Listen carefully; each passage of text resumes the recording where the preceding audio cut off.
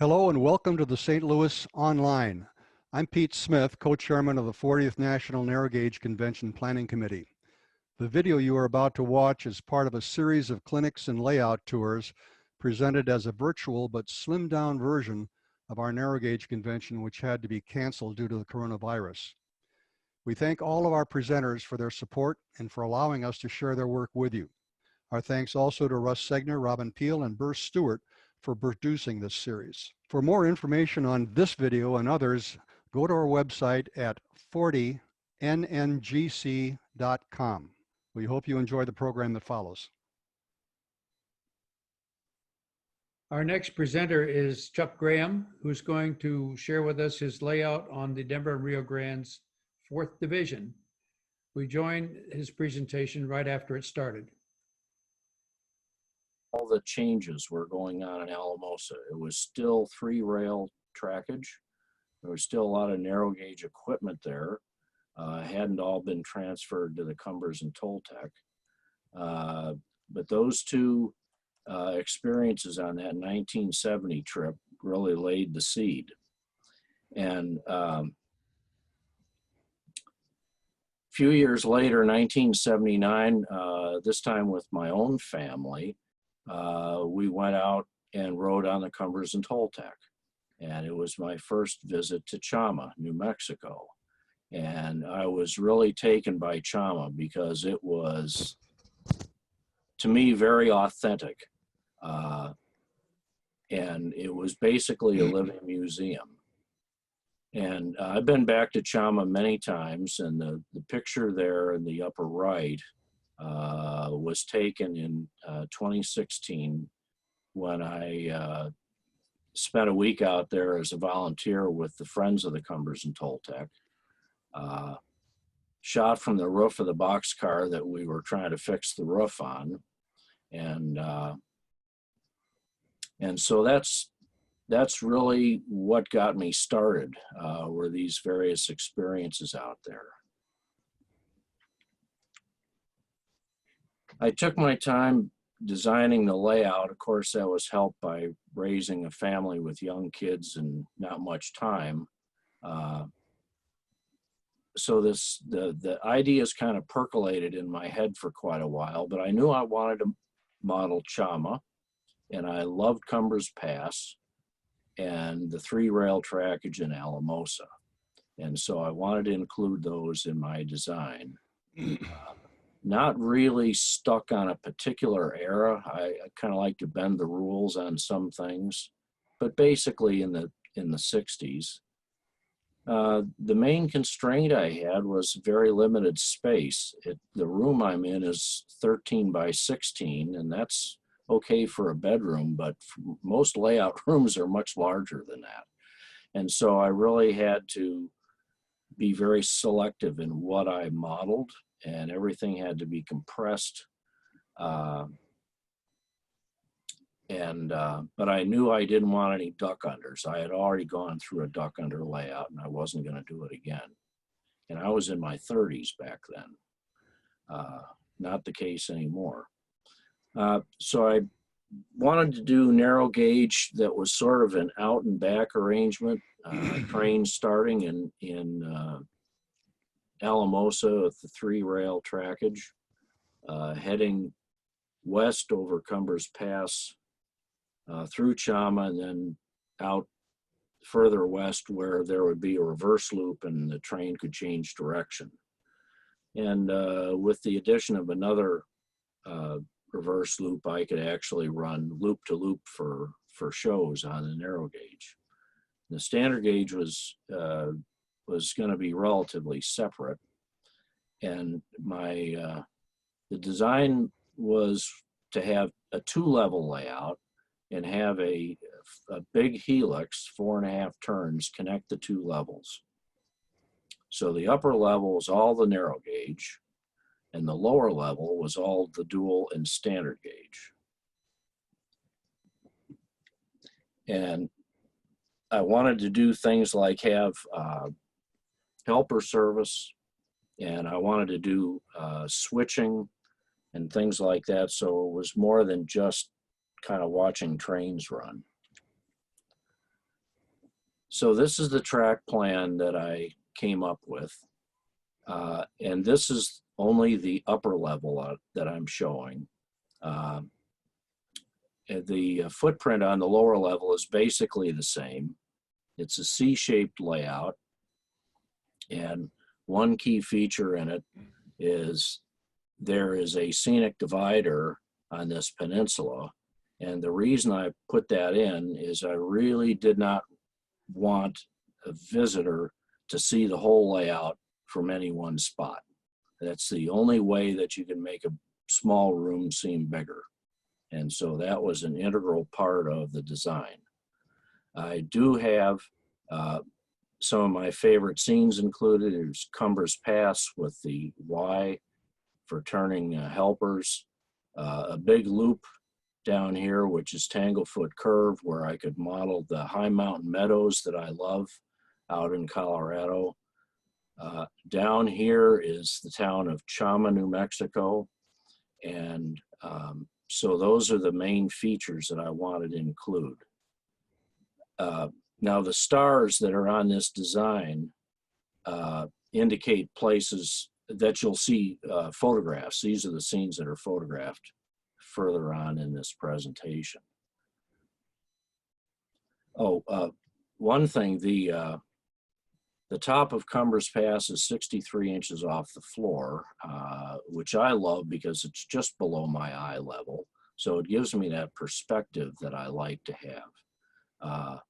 It's rough on the short visitors, and I do hear some complaints about it, but occasionally I'll pull out a stool so they can get a better view of it. So if you were to actually walk into my train room today, this is the first thing that you would see. And there's a peninsula in your immediate foreground, which has Chama, and behind that is Cumbers Pass, and you can see the scenic divider. Don't have the background painted on this yet, but that's what keeps you from seeing the whole layout at any one time. Now the layout was started back in the late maybe it was the 1880s. It seems like it was a long time ago. But turning to the left, this is my version of Chama. And this was originally built as a mud hens module back in the late 1980s. And so this portion of the layout is portable.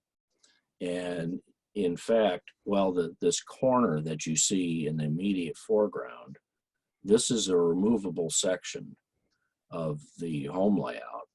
And you can pull that out, and then you can slide Chama out of this. It's just resting on bench top. And this goes out of the room, up the stairs, into a vehicle, and off to a show. And we did a lot of local shows in the St. Louis area. And this went to a few narrow gauge conventions as well. And I always looked at this as one part of this layout that I could always take with me. It's 8 feet long and it's 2.5 feet wide. There was an earlier clinic today talking about how to make things interesting in terms of where the track is laid on the table. And this one, for Chama, I have modeled this probably differently than almost anybody else. I've not modeled it from the town side. So if you normally go to Chama, you see the railroad from the other direction. And I also ran it diagonally across the table, which I thought makes it visually more interesting. But this Chama today is an integral part of this layout, and it hasn't left the basement now for about 20 years. And that's just fine. It is kind of big and heavy. Okay, so heading further into the room, this is a view of Cumbers Pass with Neff Mountain overlooking the scene. What you see is a pipe train, a westbound pipe train going around Tanglefoot Curve and heading towards the depot and the snow shed at Cumbers. Now the backdrop here, I've painted most of the backdrops in this room, but I got a big start with the help of John Shearer, who's a fellow member of the Mud Hens. And John got me started, told me some of the methods, some of the materials, and how to get started, gave me some training. And he did a portion of the backdrop, which is along the far right edge. And I continued on, and I have to admit, this was one of the most terrifying parts for me of this hobby, was painting a backdrop. I'm not an artist. Never had any artist training. I'm a research chemist, retired. And chemists generally don't get much art training. But I kind of learned how to do this. I took some of John's techniques and tweaked them a little bit, and I've been pretty happy with the results, and you'll see more of the backdrop in later photos. So thank you again, John, for getting me over that big hump and getting started with this. Okay, now we are in the very center of the room, and here you can really see that it's a two-level layout. So on the upper level is narrow gauge, and you can see a high steel trestle, which is a Lobato trestle, and a couple other bridges that cross Wolf Creek. And down below you see the unfinished but operational dual gauge yard at Alamosa.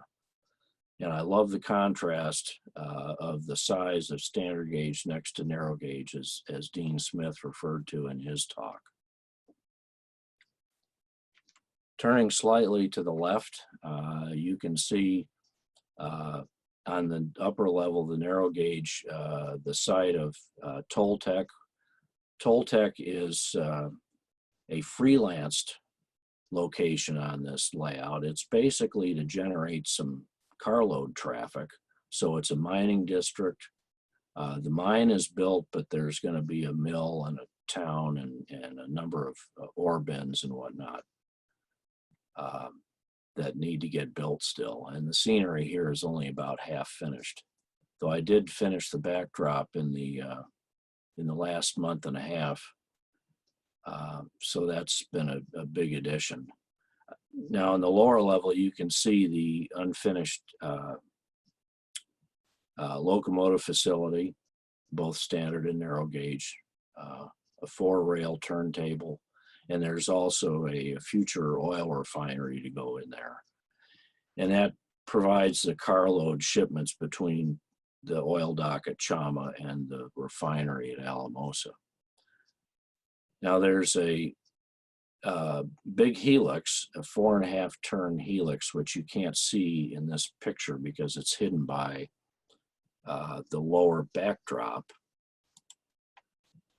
But this is basically the same view taken quite a few years back. And here you can see that helix. It was just finished, has the track on it, narrow gauge track.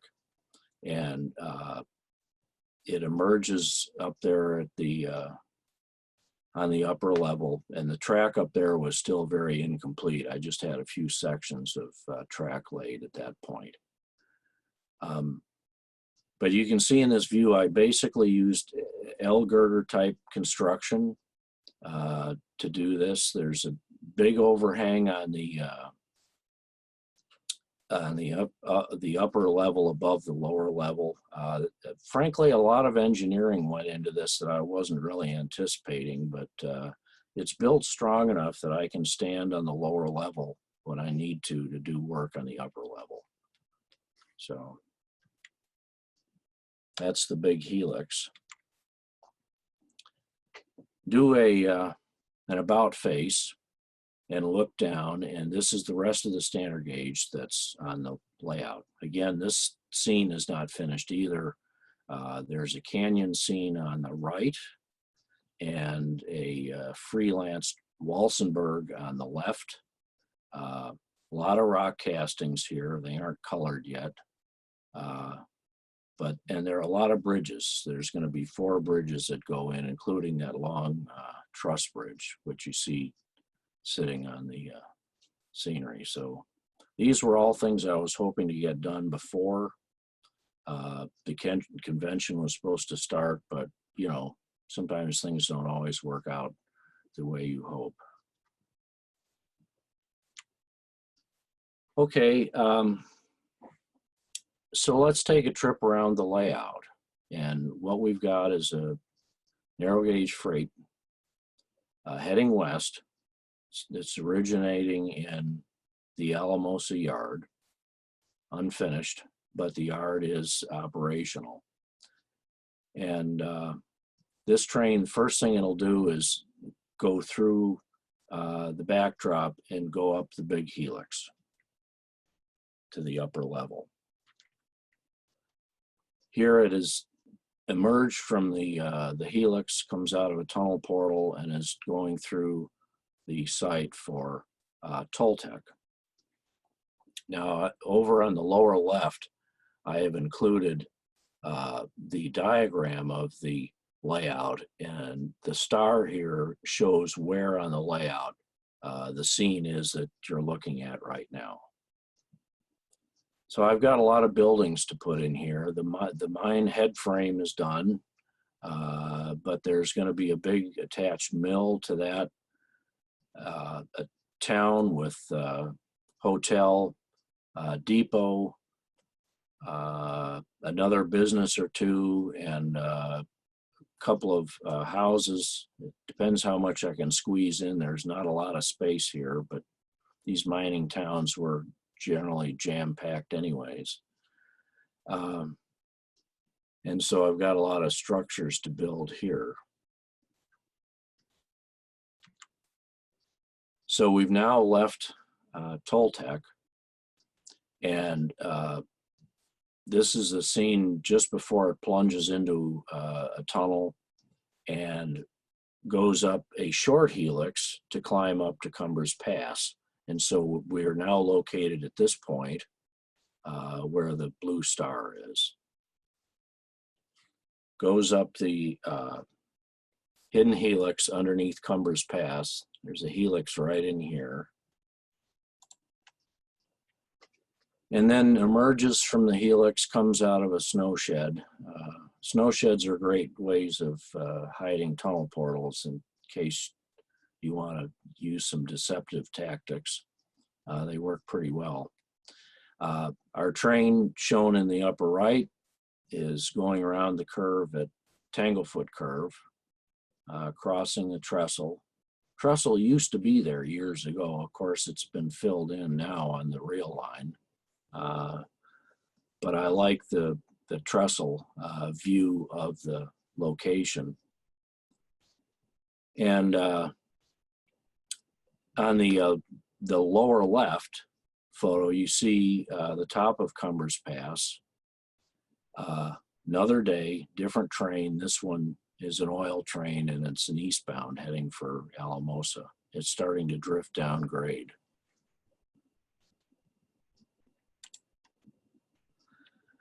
A few more shots of Cumbers. On the upper right, you can see the big snow shed that's up there covering the Y. The snow shed is scratch built, board by board, and it can be removed in two sections so that you can clean the track. And I do have an access hatch back there, which normally you don't see. It's pretty well hidden. Though it shows up a little bit in this particular photograph. The other view shows the Cumbers Depot, which is a very nice kit that AMB put out years ago. And the backdrop behind that. So now we have left Cumbers Pass. The train is on this uppermost track, and it is crossing Lobato Trestle. So on our diagram, we've come across here, gone around Windy Point, and we are at this location here. And this trestle was a kit bash from Microengineering's high trestle kit. It's a lot of fun to build. I got that done just before the 2010 Narrow Gage Convention that was here in St. Louis. The other bridges, the middle one there is also a microengineering girder bridge with some scratch build bents on either side, and a pile trestle down on the lowest level. Another view of Lobato on a different day. So we've got a different train crossing it. This train is a pipe train that is heading from Chama up to the top of the pass. So it's going up the grade, and you're looking at a rear helper pushing the train up over the hill. And on the lower track is the San Juan passenger train crossing the same gulch.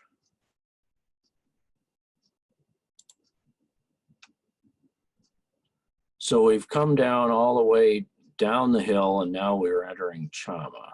So we've come down along here, gone through a rock cut, rounding this bend, and we are right here entering Chama and passing the oil depot, or the oil dock there at Chama.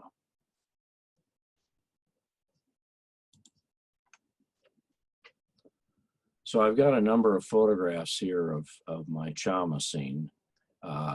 One thing I don't have done, well, I've got most of the railroad structures built at Chama, but the town site, which is up on the hill against the unfinished backdrop, that town is not built. That's still in the works. But most of the buildings here in Chama, I've had to scratch build. So they've been a lot of fun, and some of them have been challenges.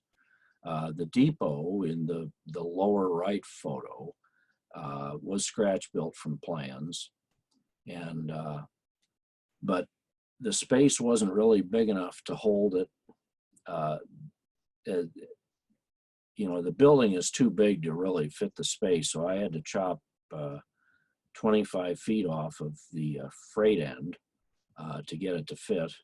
But most people, I don't think, would notice that. It's otherwise it's pretty much true to plans.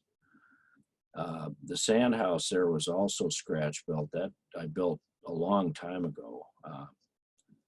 And one interesting thing about scratch building from plans is eventually I've got 3 different sets of plans for that sound house, and every one of them was different.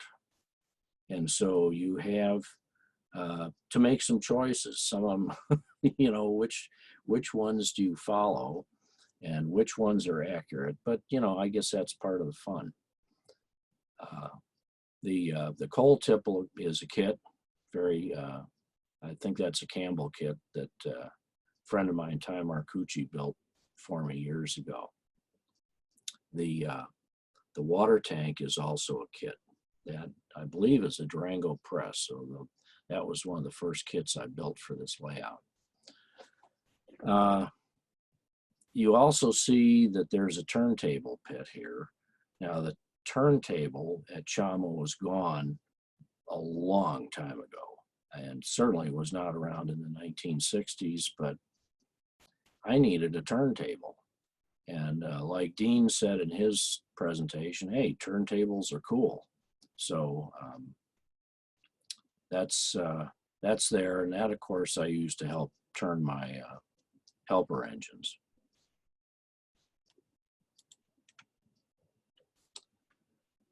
Okay, a few more shots.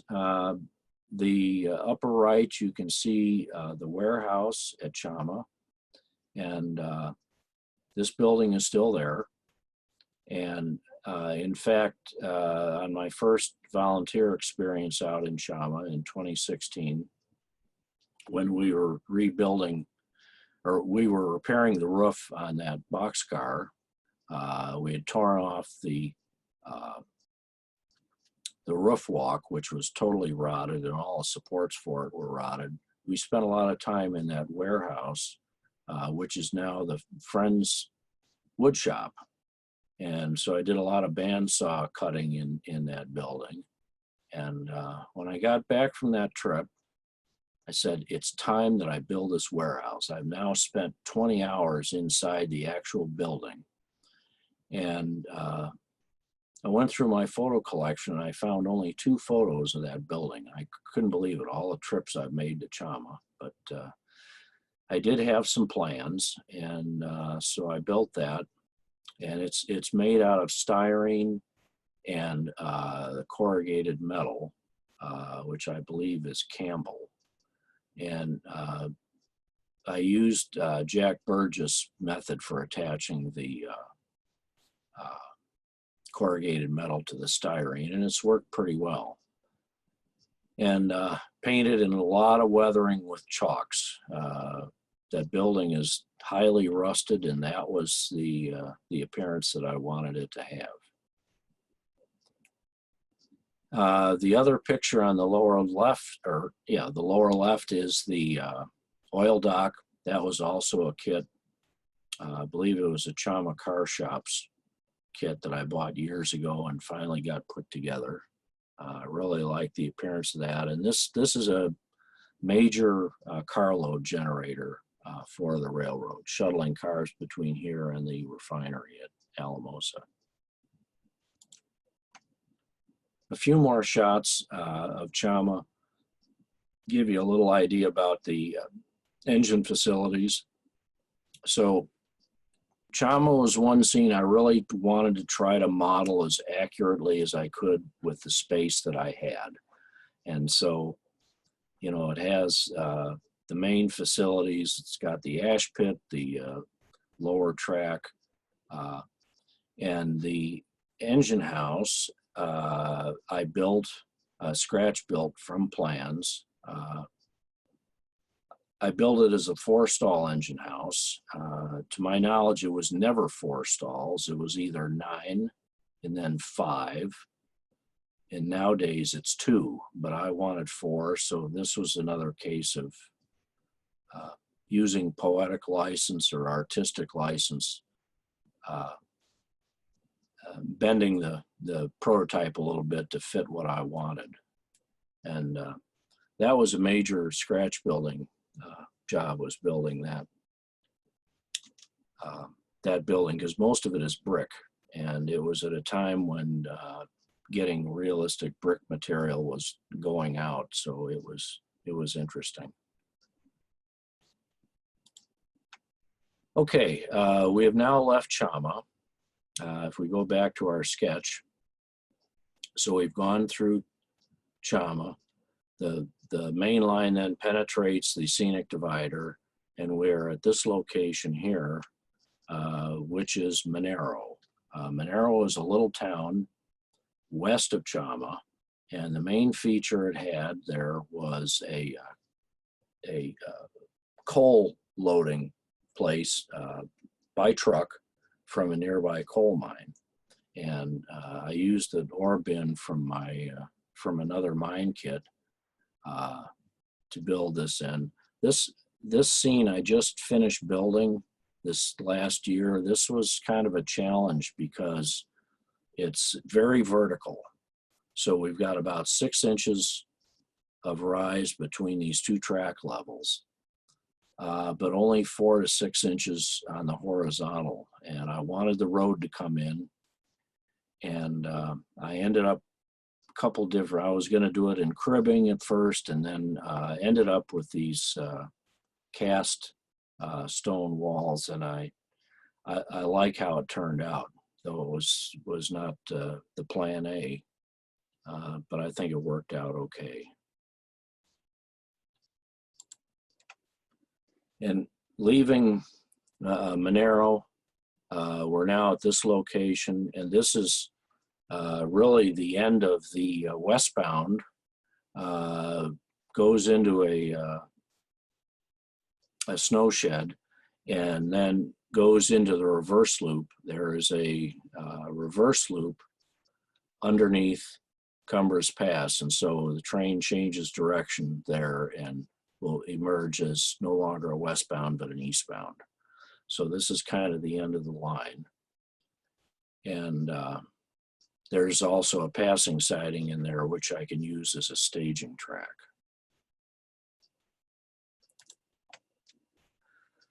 In terms of operation, so the layout was designed with DC and blocks. I had a lot of blocks. I had 30 some blocks, and which was fine for me because I built it. But for guests to come in and run a train, it was always rather confusing. They didn't know how to control what sections of track. And finally, a few years back, I converted one of my cabs to DCC, and the problem is basically solved. And so you can see one of my most enthusiastic operators, my granddaughter, and she loves to run trains with Grandpa, and she's very good at it. She knows what sounds to make at what locations. When he goes over the big trestle, she hits cylinder blowdown and stops at the water tank, and she fills up the tender and all that stuff. So she really enjoys it. My wife is watching her there.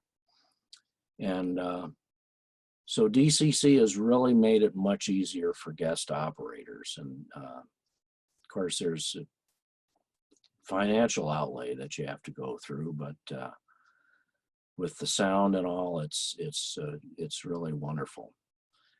Now, in terms of operation, I used to use a card system, but I've since gone to a computer-generated system called RailOp, and there are a number of people in the St. Louis area that use this, and it generates train manifests and switch lists. And so it makes it very easy for an operator to know what to do where.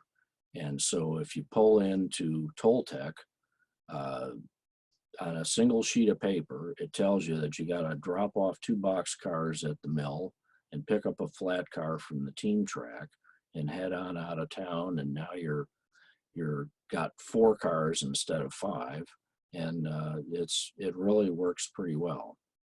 There are other systems out there. A lot of people use JMRI and some use ShipIt, but it's I've used RailOp and I haven't had too many problems with it.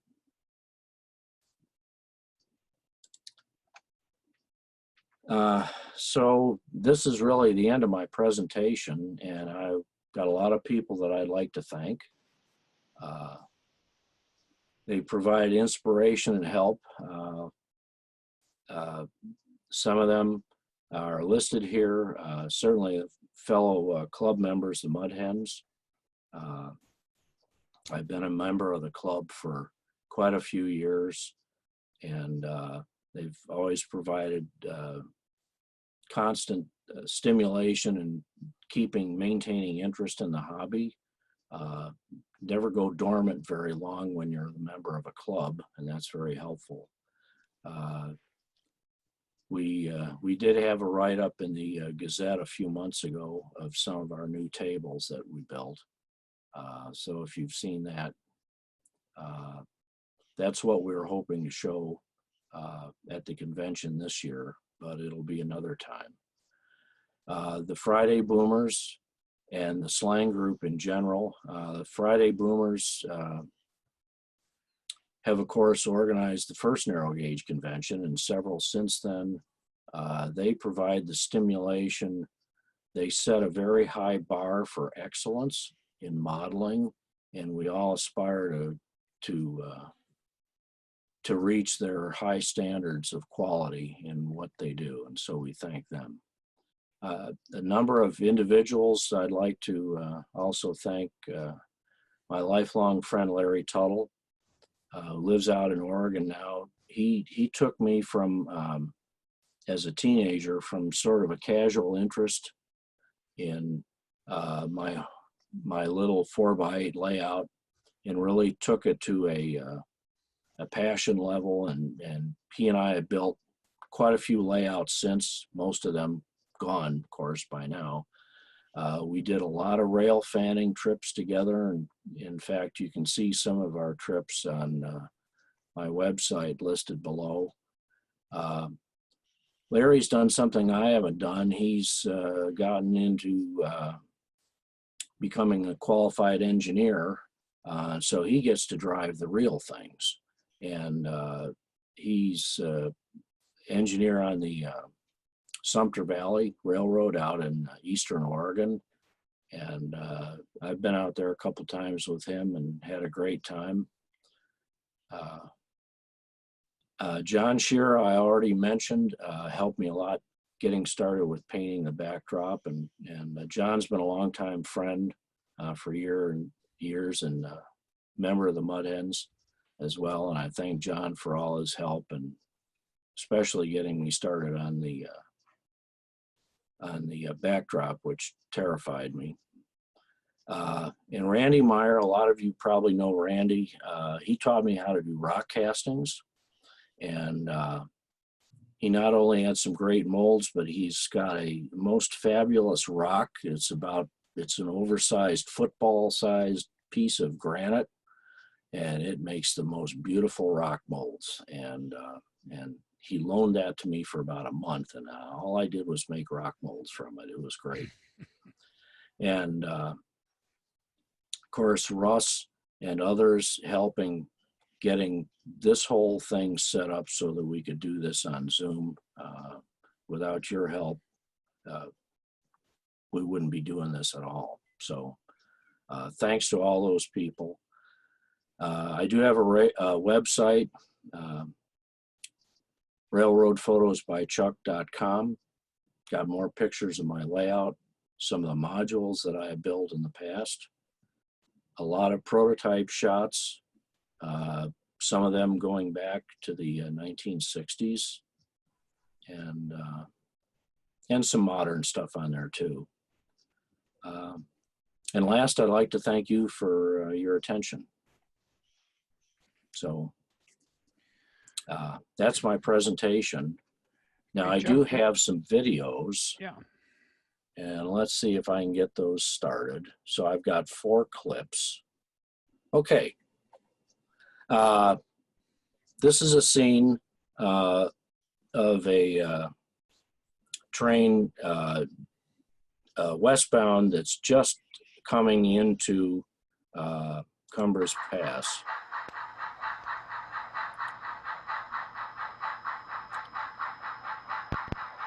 So it's going around the high mountain meadow there at Tanglefoot Curve. And can everyone hear that? Yes, we can. Yes. Good.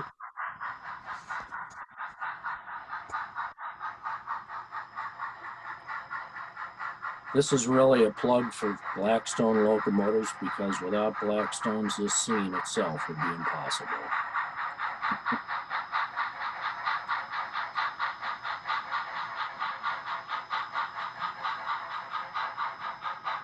Approaching the depot at Cumbres.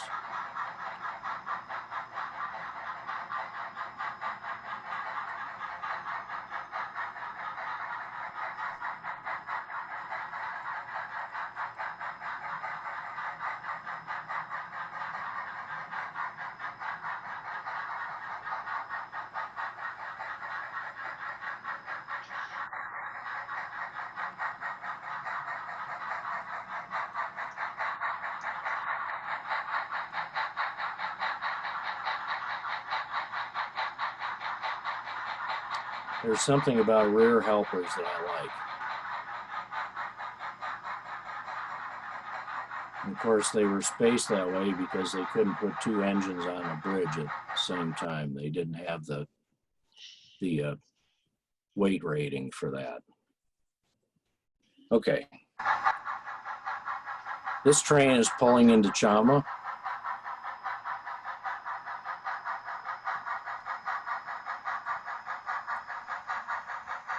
Those ponderosas are some of those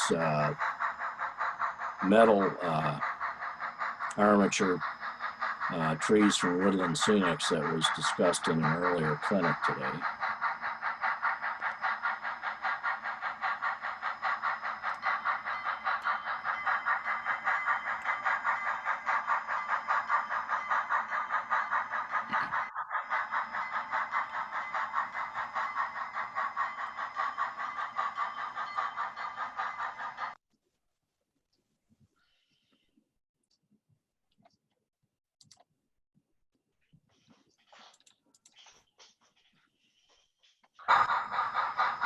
Now in this video, you are trackside, just on the end of the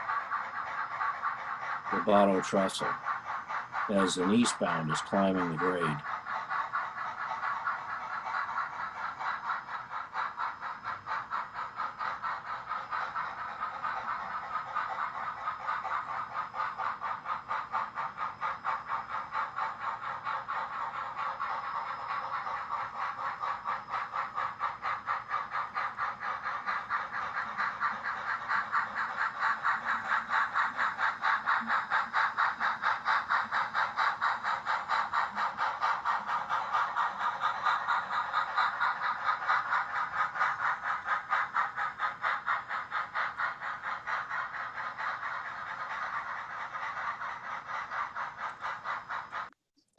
I don't know if you heard the stereo effect as that helper went by, but somehow my phone, which recorded these videos, was able to capture that. It's amazing.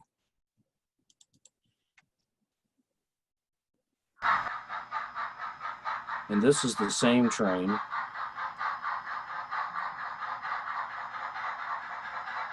Going around Windy Point.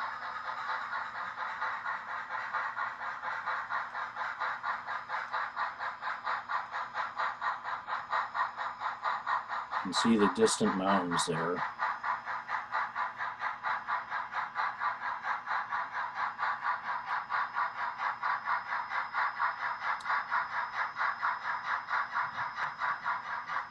And it's now pulling into Cumbers.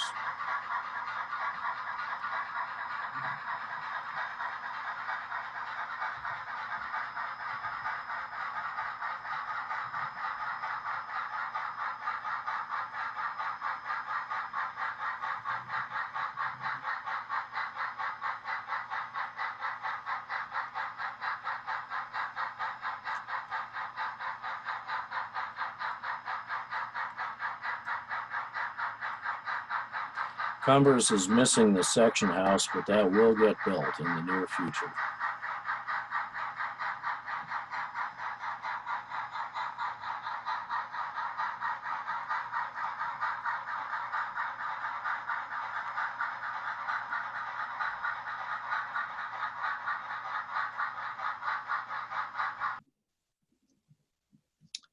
And that's it. Thank you, Great. Chuck. Chuck, there's a number of questions. So Robin, have you got them? I do, yes. So first of all, thanks, Chuck. I think that was a really clear tour. It was almost as good as being there. I think following the train around the layout and those little map images you had to show where we were, I think that worked really, really well. So thank you. Thank you. I had just one observation. I really like the fact you had Chama on the diagonal. I think that's really more interesting than having it flatter from the front. I personally like that, so that was pretty cool. So I had, I think I saw 3 or 4 questions on the chat, so let me try and read those. 2 of them, I think, from the S. Hollenbach. One question is an interesting one. It says, in the Toltec mining area, are you shipping ore or concentrates? Just wondering what the future mill will do. Actually, I plan on doing both. I'm going to have an ore tipple that will ship out some crude ore, but the mill will also, of course, be shipping concentrate. So I'm doing both. Okay. May not be economical, but you know, hey, it's my railroad. No, that's just fine. You don't need to make a profit. Yeah. And so he also asked, you might have answered part of this, but I'm not sure, is another good one. Are you going to paint the town? It doesn't say you're going to paint the town red, but just are you going to paint the town? And I assume it's a Chama, right? I think you said you had some kits for the Chama, but it looked kind of narrow there, right? Yeah, actually, most of the town, I've gone back and forth whether I should freelance the buildings, but the last time I was out there, I took a lot of pictures of the actual buildings, and I think I'm going to try to scratch build quite a few of them, so it looks more like it really is today.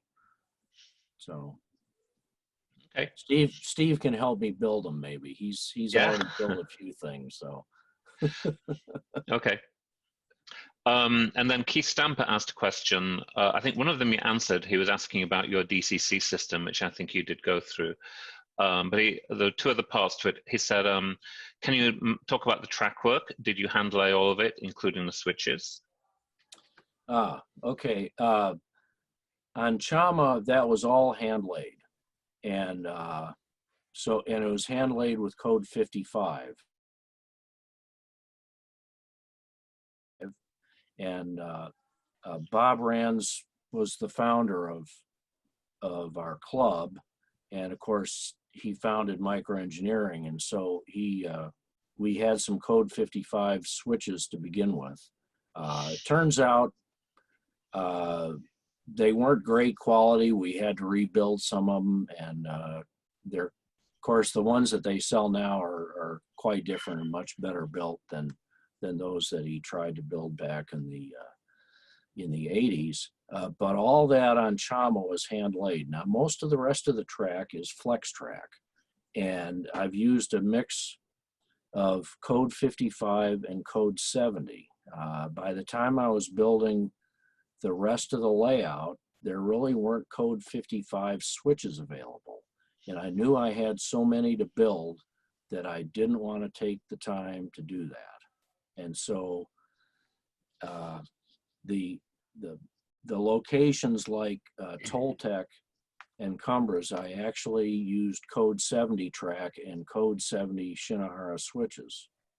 And of course, I'm paying for that decision now because Shinoharas tend to give momentary shorts on DCC systems. They didn't back with DC. But so, you know, every decision usually has unintended consequences. So I've got a mix of 55 and 70. And I'm rebuilding the Shinoharas one by one. So Keith had kind of a follow-on. He did say, could you talk about your DCC system, which you did. You talked about NCE, but he also said, what decoders do you use, and do you have any keeper lives or current keepers in the locomotives? The locomotives that you saw running on DCC are all Blackstones, and they do not have keep alives in them. They're just they're standard engines. As I repower other locomotives, I'm probably gonna, especially a C16 that I have, I know I'm gonna have a keep alive in that because it's pretty light. Mm-hmm. And what was the other part of the question? Which decoders are you using inside the locos? Okay. So I've been using Tsunamis. Started with that because of Blackstone. I have put decoders in my standard gauge diesels, and I tried mixing brands, and I would not recommend mixing brands. And so for the diesels that I wanted sound, I put Tsunamis in those. And for ones that I didn't want sound, I put Digitrax in. And then I tried to speed match those, and I had all kinds of problems. And I ended up swapping out the Digitrax decoders with other Soundtrax decoders that did not have sound. I think they call them mobile decoders. And a lot of those problems went away. Okay. So I would kind of set on one brand and stick with it. So just a couple of comments. Steve says he likes the Gramps t-shirt, which I guess was also for the benefit of your granddaughter. So that was nice. Yes. And I had one observation. Were you using super elevation on the visible curves? I kind of thought I saw that. Maybe I was just leaning to one side. I don't know. It was not intentional. Okay, in that case, it was leaning the correct way. So good. I was lucky. You were lucky on that one. You had a 50-50 chance, right? Yeah. And John Scher says, when do you want me to stop by and paint Chama for you? So you guys can make an appointment for that. Okay. That was it. No, thank you. I think that was absolutely, in this medium of doing this online, that was absolutely great. I got a really good sense of the layout, got to see a lot of it and understood how it works. So thank you. Thank you very much. Thank you everyone for watching.